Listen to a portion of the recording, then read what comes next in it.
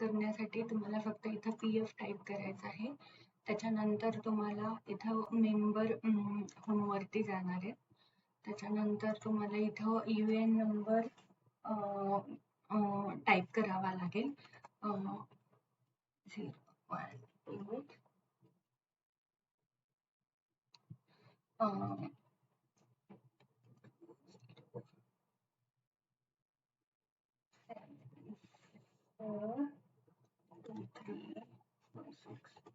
Okay.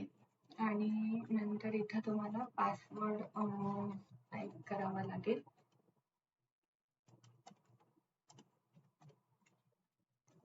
आणि sign in वरती click करा.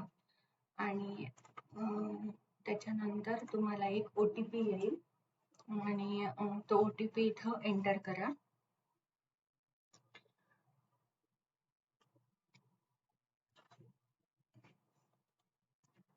ओके. OTP ऍड केल्यानंतर इथं सबमिट क्लिक केल्यानंतर तुमच्या PF पोर्टलला तुम्ही लॉग इन व्हाल.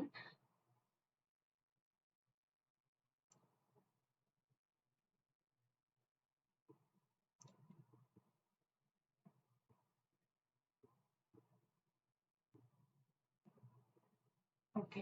तुमचं जेव्हा लॉग इन झालं नंतर तुम्हाला इथं एक ऑप्शन मिळेल ई नॉमिनेशन क्विक लिंक्स मध्ये.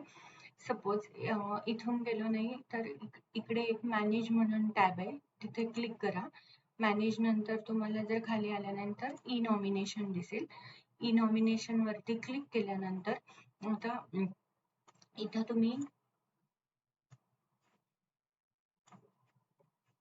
ओके. इथं तुम्ही बघाल तर ई नॉमिनेशन डिक्लेअर करण्यासाठी फॅमिली डिक्लेअर करावं लागेल. की हॅव्हिंग फॅमिली यस. एस मध्ये क्लिक केल्यानंतर तुम्हाला आता इथं आधार नंबर ऍड करावा लागेल, नेम ऍड करावा लागेल, स्पाउसचा Aadhaar name, date of birth add करा, नंतर जेंडर मेल फिमेल, आणि मग नंतर रिलेशन काय आहे, हजबंड असेल सन डॉटर.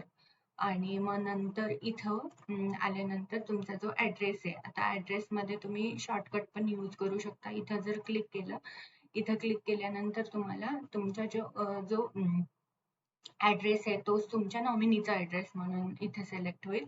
आणि त्याच्यानंतर तुम्हाला त्या नॉमिनीचा एक फोटो इथं अटॅच करायचा आहे.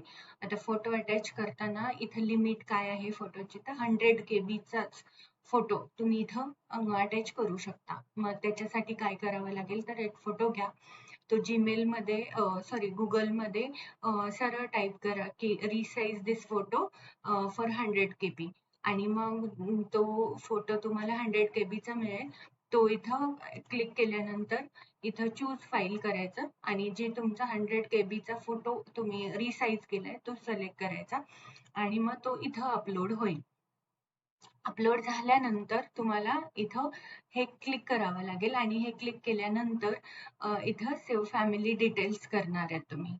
सेव्ह फॅमिली डिटेल्स केल्यानंतर तुम्हाला एक ई KYC करावी लागेल.